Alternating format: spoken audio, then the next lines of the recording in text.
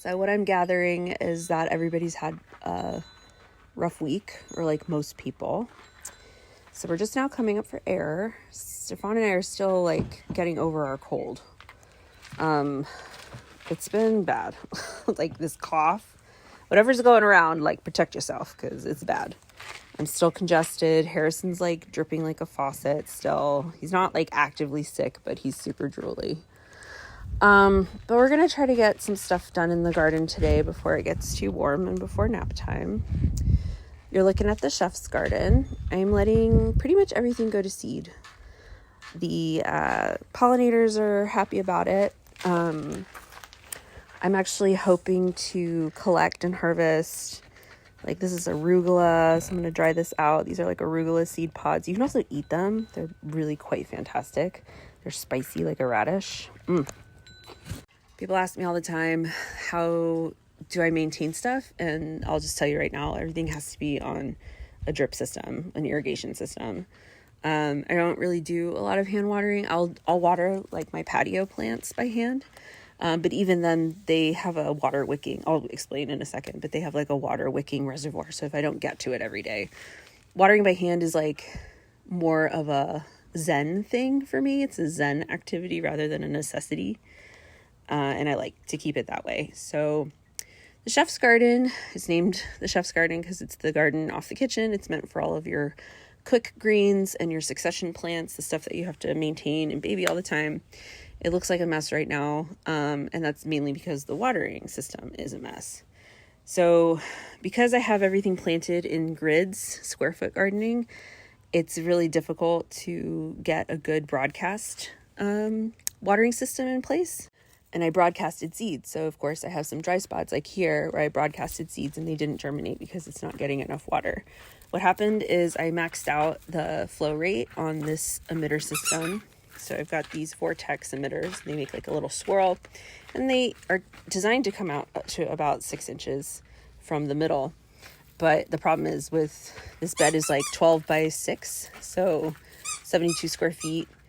And in order to basically cover every square inch, it just takes a lot. So we're going to switch to what I call the grocery store watering method. We're going to suspend drip line on the PVC.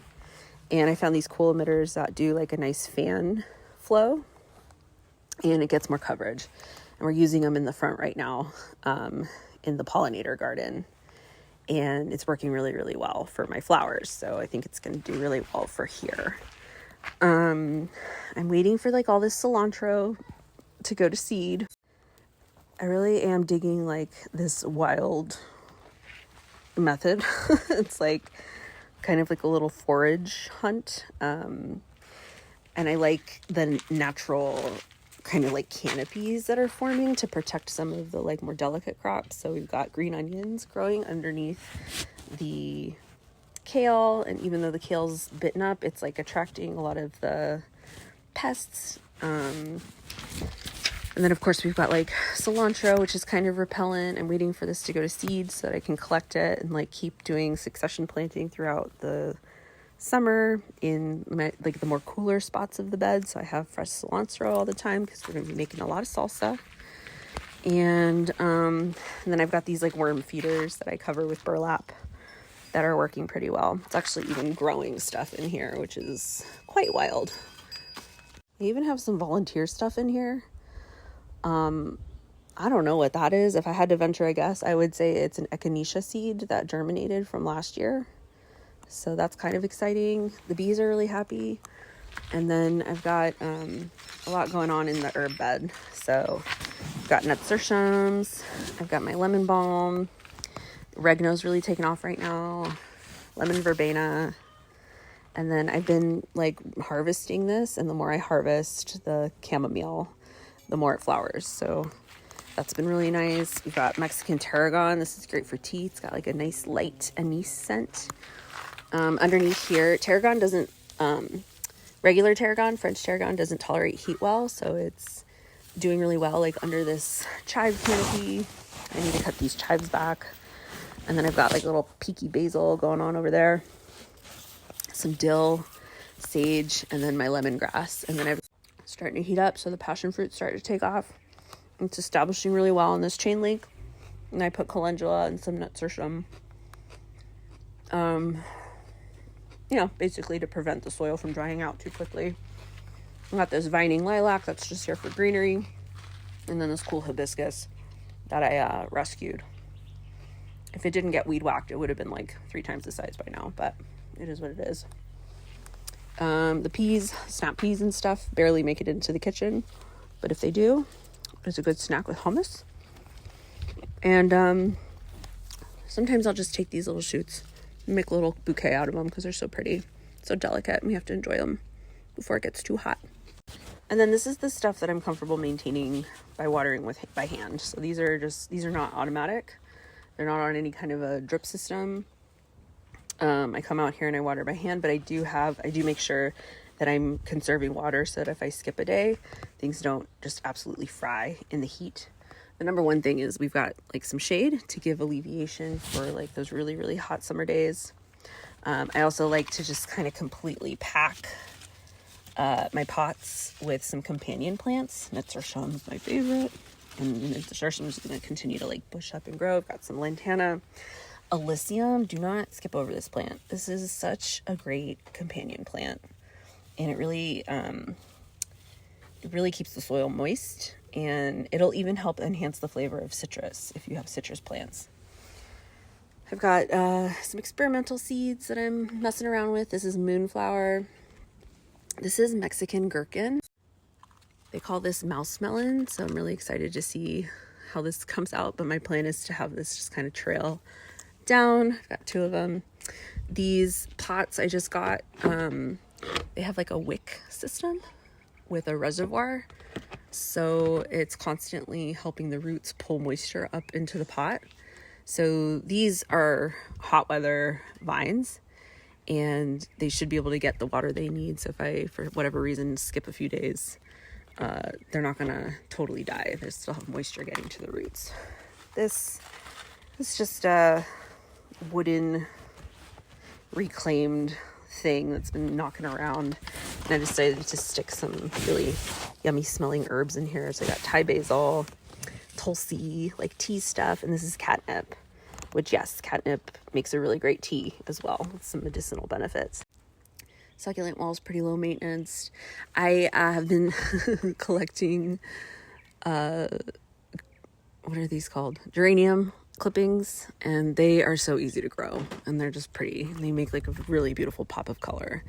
So I see geranium pretty much everywhere around here, and every time I see a new color, I steal some, and I have no shame about it because it grows so easily. Like, no one's gonna miss a clipping from a geranium plant. And I'm trying them out in these pots to get them off the ground so they get a little bit more sun so I can get more color. And I want them to like bush out a bit, but I think they look really cute. And then citronella is really helpful to have on your patio just because it's a good pest repellent, bug repellent. You can even take some, rub it, make it fragrant, water it down, make it fragrant before you come outside to chill for the evening, and prevents mosquitoes from attacking you.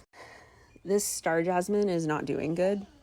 Pepper used to muzzle through it.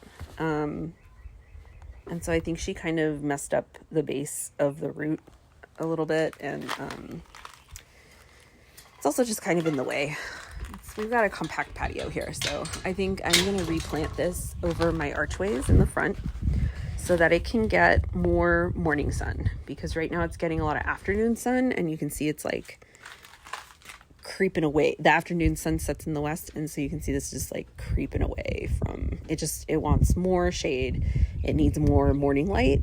This is the other star jasmine, and it's thriving with, the 6 hours it gets of morning light. So I just think that one needs a new address. But my plan for this is just to kind of cover this trellis so that we can have some nice fragrant smells when we walk. I chopped up these ferns. They're starting to come back a little bit. Not as quickly as I wanted them to, but so I'm going to stick like some other flowers in here, something trailing, and see what happens. I don't know. I like the ferns, but I might have to buy some new ones because these baskets are a little shallow for what I'm trying to do with this. but hopefully that just kind of like bushes out and flops over. That's kind of my goal. Anyway, and then this is what's going on in the greenhouse. So I need to get all this stuff in the ground. I need to get this stuff out of the greenhouse. These lantanas need to go in the ground. The stevia, this did not sprout. I'm giving up on that one. And then we've got some white echinacea that needs to go into the pollinator garden. And then these are all the peppers that I need to cull because I don't have room for them. And then we've got some other peppers that are kind of like on deck. And some stuff struggled, some stuff thrived. My peppercini did not take off. So I'm going to be planting some more peppercini seeds unless I can find a plant. Otherwise, I got pretty much every pepper on my wish list planted. And then this is, oh my God, this needs to go in the ground like ASAP. This is chayote. And you can see the seed busting open, needs to get in the ground ASAP. Like I said yesterday, we'll be lucky if we get like any mulberries this year because the birds they have taken residence up in this tree, and I stopped caring.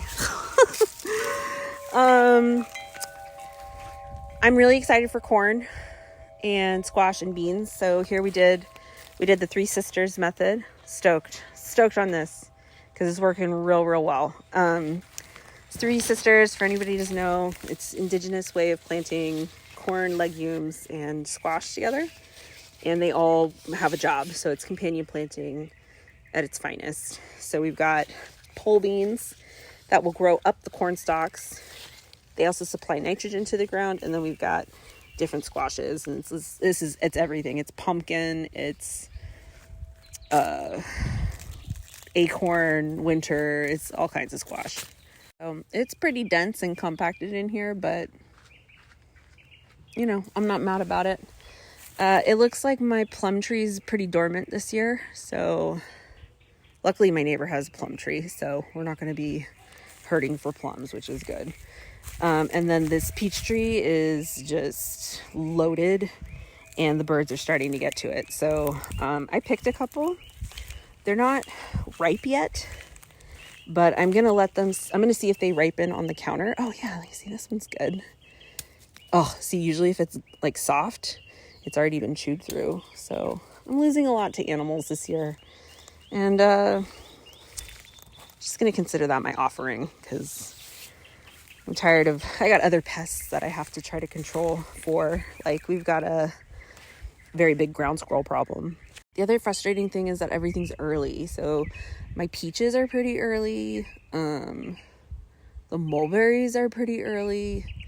This fig is pretty early. I mean, at least for me.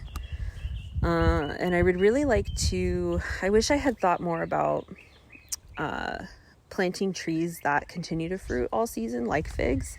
Because peaches and plums and stone fruit, it's all kind of a one and done situation.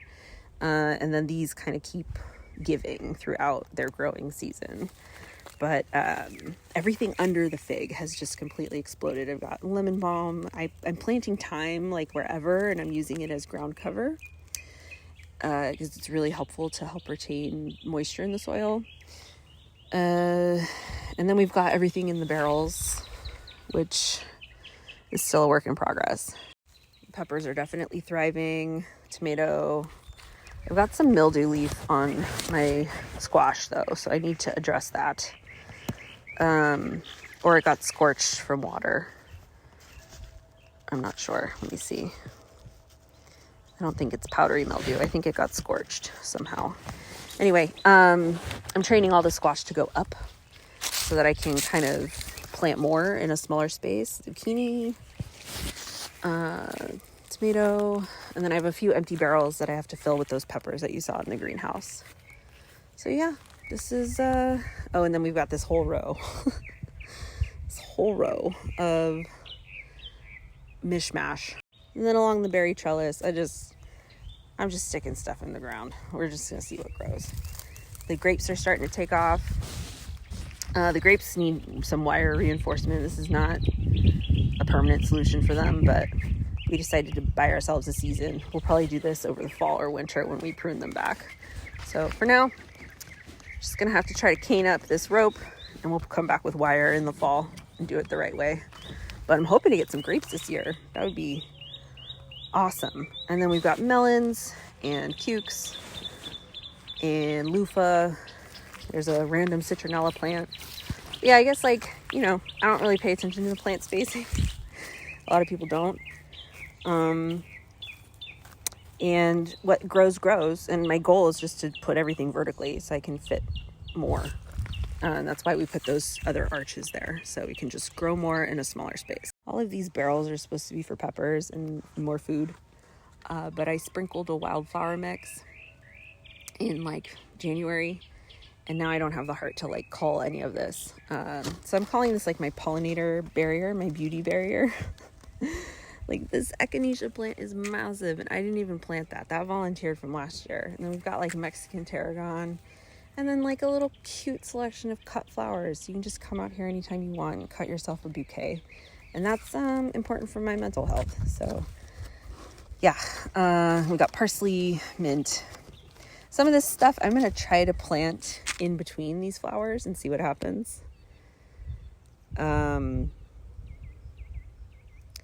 But yeah, I don't know. It just brings me so much joy. Like, I probably don't need all this cilantro. This can go. There's about 8 barrels that I can probably shove some stuff into and see what happens.